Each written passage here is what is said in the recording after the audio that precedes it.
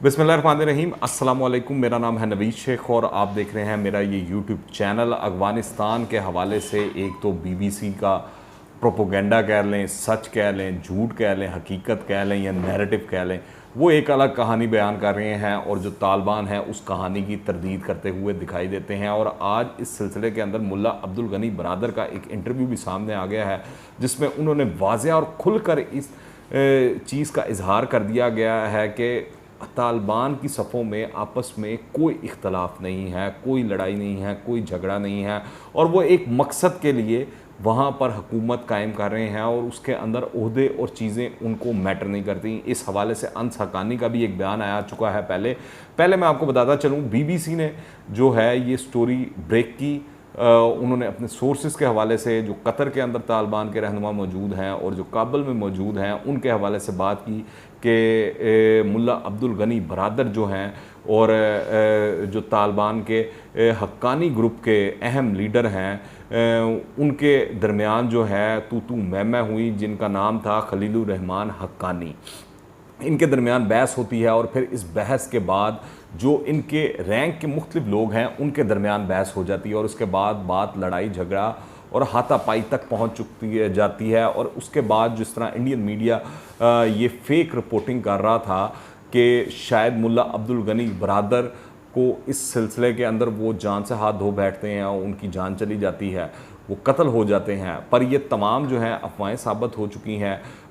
तमाम जो हैं ये झूठी खबरें साबित हो चुकी हैं। अब तो जब से आज जो है मुल्ला अब्दुल गनी बरादर का ताज़ा इंटरव्यू आ गया सामने इस हवाले से, इससे पहले उनका एक ऑडियो पैगाम भी आया था और फिर उन्होंने ये भी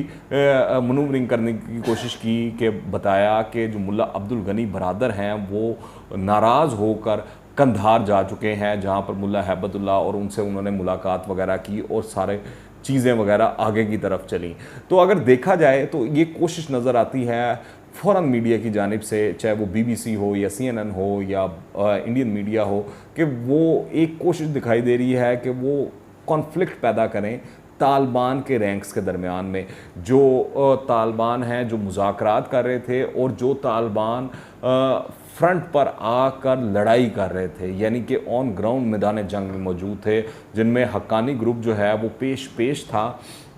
इस सिलसिले के अंदर वो रिफ्ट पैदा करते हुए दिखाई देते हैं और वो कोशिश करें एक बयानिया तश्कील देने के कि एक पुराने तालिबान हैं और एक नए तालिबान हैं। जो नए तालिबान हैं वो दुनिया से ताल्लुकात रखना चाहते हैं, वो ख़वातीन के हवाले से ज़रा मामलात कम रखना चाहते हैं और वो कोशिश करना चाहते हैं कि अक़लियतों को भी मौका दिया जाए। डिफरेंट जो अफ़गानिस्तान के अंदर कबीले हैं या कौमियतें हैं उनको हिस्सेदारी दी जाए। इस हवाले से वो जो हैं ज़्यादा इनलाइटेंड दिखाई देते हैं, वो ये पोर्ट्रे कर रहे हैं, जिसके अंदर मुल्ला अब्दुल गनी बरादर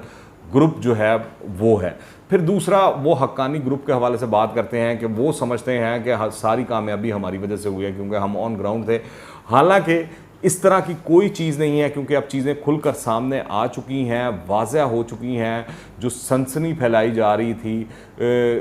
जो एक प्रोपेगेंडा किया जा रहा था, तालिबान ने उसका तोड़ कर दिया है अपने बयानात से, अपनी लीडरशिप को सामने लाकर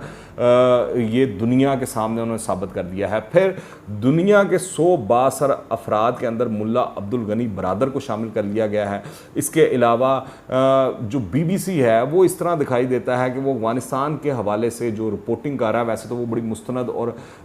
ख़बरें बताते हैं और बड़ी ऑथेंटिक खबरें होती हैं उनकी, जो दुनिया उनको मानती है, यकीन करती है। पर अफ़गानिस्तान के मामले में अगर देखा जाए तो बीबीसी जो रिपोर्टिंग कर रहा है वो इस तरह उनको देखकर लगता है कि शायद अफ़गानिस्तान में कत्ल गारत हो रही है, चोरी चकारी हो रही है, डाके पड़ रहे हैं और जो अमन व अमान है उसका बेड़ा गर्क हो गया है। पर दूसरी जानिब अगर आप पाकिस्तानी मीडिया भी वहाँ पर मौजूद है, अल जज़ीरा भी है, दीगर RT के लोग भी वहाँ पर मौजूद हैं, तो अगर उनकी रिपोर्टिंग देखी जाए तो उससे ये महसूस होता है और दिखाई देता है कि वहाँ पर इस तरह के कोई मसाइल नहीं हैं, इस तरह के इश्यूज़ नहीं हैं। वहाँ पर पुरसकून है, काबुल भी और पूरा अफ़गानिस्तान भी अमन आ चुका है, लोग खुशहाल दिखाई देते हैं। पर जो बीबीसी की रिपोर्टिंग है वो टोटली एंगल्ड और टिल्ट के साथ दिखाई दे रही है इस वक्त। तो ये एक प्रोपोगंडे और बयानी की जंग भी अफ़गानिस्तान के अंदर जो है इस हवाले से चल पड़ी है। फिर अगर ईरान की बात की जाए तो ईरान के हवाले से भी तालिबान ने बड़ा वाज़ेह मौक़िफ़ दे दिया और बता दिया है कि ईरान ने 40 साल तक जो उनकी हुकूमत है वहाँ पर कितने को सुन्नियों को उन्होंने अहम ओहदों पर या पोजीशंस पर लगा दिया है जो वो हमसे मुतालबा कर रहे हैं और अफ़गानिस्तान के मामलात के अंदर वो मुदाखलत कर रहे हैं। और ये खुलकर गुज़िश्ता 1-2 रोज़ से अनसकानी हो या दीगर तालिबान के लीडर हों, उनकी जानिब से बड़े सख्त किस्म के इस हवाले से बयान आए हैं। वो मिसाल देते हुए दिखाई देते हैं नेल्सन मंडेला की कि उन्होंने कौन सी हिस्सेदारी दी जब उन्होंने इक़्तिदार हासिल किया, तो जो वो हमसे मुतालबा कर रहे हैं। तो इस हवाले से भी चीज़ें देखने वाली हैं। और दूसरा फिर एक बड़ी अहम खबर आई आज कि इस्माइल खान जो हैं जिनको तालिबान ने पकड़ा था और ये जंगजू लीडर थे अफ़गानिस्तान के अंदर और जिन्होंने तालिबान के ख़िलाफ़ जहाद का एक अलम बुलंद किया हुआ था अपने तौर पर, और वो जब ये मामला कॉन्फ्लिक्ट चल रहा था तो हमने देखा कि वो अफ़गान हुकूमत से मदद की अपीलें करते हुए भी दिखाई दिए। पर ये जब पकड़े गए तो उसके बाद तालिबान ने बड़ी सिला रहनमी की और इनको जाने का रास्ता दिया, जान की अमान दी। पर ये अब ईरान में मौजूद है और वहाँ से इन्होंने बयान दागा है कि पंजशेर के अंदर जो वो रीइंफोर्समेंट हो रही है और मज़म्मत जो है वो एक नया सिलसिला वहाँ से अब शुरू होगा और दीगर इलाकों में भी ये मामलात पहुँच रहे हैं जो दीवाने का ख्वाब ही दिखाई देता है अभी तो। और अमरुल्लाह साले की भी एक वीडियो बहुत वायरल हुई है जिसकी ऑडियो तो नहीं है पर उसके अंदर वो ज़ारों कतार रोते हुए दिखाई देते हैं। इंडियन मीडिया के मुताबिक वो शायद अपने भाई की वफ़ात पर जो मारे गए तालिबान के साथ लड़ाई के दौरान उसके ऊपर गम करते हुए दिखाई देते हैं। फिर जो उनके घर से पैसे वगैरह डॉलर्स वगैरह पकड़े गए थे, जो सोने की ईंटें बाजियाब हुई थी, तो वो कौमी ख़जाने में तालिबान ने जमा करवा दी है। पर ओवरऑल देखा जाए तो अंदरूनी हालात जो हैं वो इस वक्त अफ़गानिस्तान के कंफर्टेबल दिखाई देते हैं, मामलात बेहतरी की तरफ जाते हुए दिखाई देते हैं। पर जो आलमी ताकतें हैं वो अपनी गेमें खेलती हुई दिखाई दे रही है। जिस तरह अमेरिका जो है वो उसकी जो एजेंसियां CIA है या पेंटागन है वो ये रिपोर्ट्स दे रही हैं कि 2 साल तक जो अफ़गानिस्तान है वहाँ पर अलकायदा फिर दोबारा से मुनज़्ज़म हो जाएगी और बड़े वो खुलकर आएगी और वो जो है पता नहीं क्या कर देगी और क्या हो जाएगा। तो इस तरह की वो चीज़ें बता रहे हैं, कहानियाँ सुना रहे हैं, देखते हैं उनमें कितनी को हकीकत है। फिर जो अमरीकी वज़ीर ख़ारजा हैं एंटोनी ब्लिंकन, उन्होंने अमरीकी ईमान नुमाइंदगान के अंदर एक बड़ा ही बयान दाग दिया है और कह दिया है कि अमेरिका आने वाले हफ्तों में पाकिस्तान के साथ ताल्लुकात का अज़र-ए नो जो है वो जायज़ा लेगा और तय करेगा कि वाशिंगटन अफ़गानिस्तान के हवाले से पाकिस्तान के साथ किस किस्म का किरदार रखना चाहता है या ताल्लुकात रखना चाहता है। तो आज इमरान खान ने CNN को इंटरव्यू देते हुए इसका बड़ा ही भरपूर जवाब दे दिया और वाज़ेह अल्फाज में कह दिया कि अगर 9/11 के वक्त वो पाकिस्तान के सरबराह होते या वज़ीर आज़म होते तो अमेरिका को कभी इजाज़त ना देते कि वो अफ़गानिस्तान पर हमला कर देता, पाकिस्तान की सरजमीन इस्तेमाल करते हुए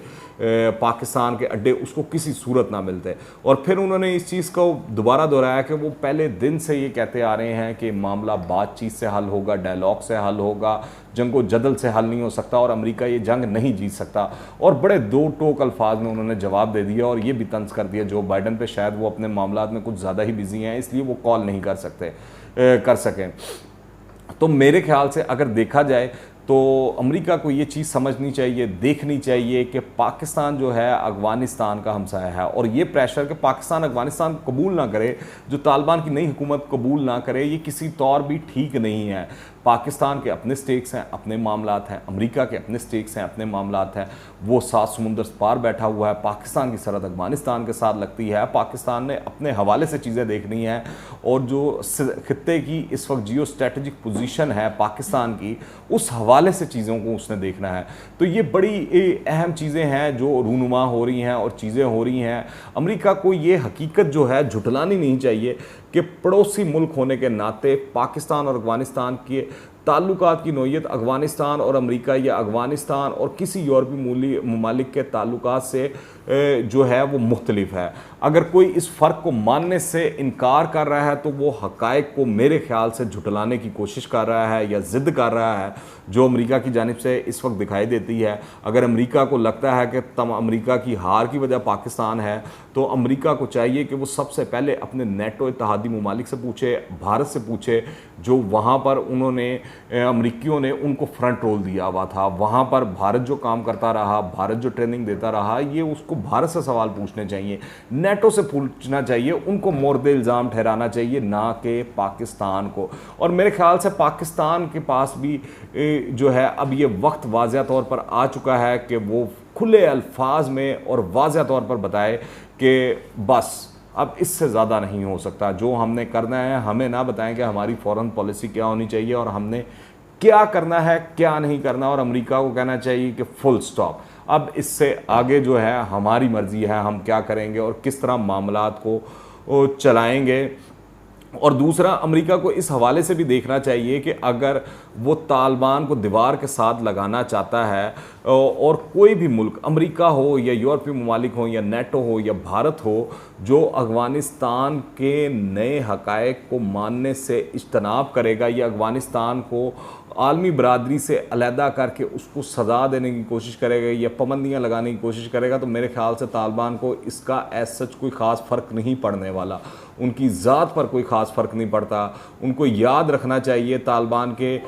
लिए ये तन्हाई जो है वो सज़ा नहीं होगी। अलबत्ता इस सूरत हाल में अफ़गानिस्तान के लिए एक मुस्तहकम और आलमी असूलों से हम आहंग रियासत के तौर पर आगे बढ़ने की ज़रूरतों के अंदर जो रुकावटें हैं वो ज़रूर पैदा होंगी। और अगर आप ये डोर बंद कर देंगे डायलॉग का जो पाकिस्तान ने खोला हुआ है, तो मामलात बेहतर अंदाज में नहीं चलेंगे। वो जो आप अलकायदा की धमकियां लगा रहे हैं और खदशात का इजहार कर रहे हैं, अगर आप इस तरह से तालिबान की नई हुकूमत को दीवार से लगाएंगे तो वो हकीकत बनने में देर नहीं लगेगा। मेरे ख्याल से शायद 2 साल भी ना लगे, उससे कम अरसे में ये चीज़ें खुलकर सामने आ जाए और अजदहा अपना मुँह खोल ले। आप इस हवाले से क्या राय रखते हैं नीचे कमेंट्स में लाजमी बताइएगा। दुआ में याद रखें। अंटिल द नेक्स्ट टाइम, अल्लाह हाफिज़।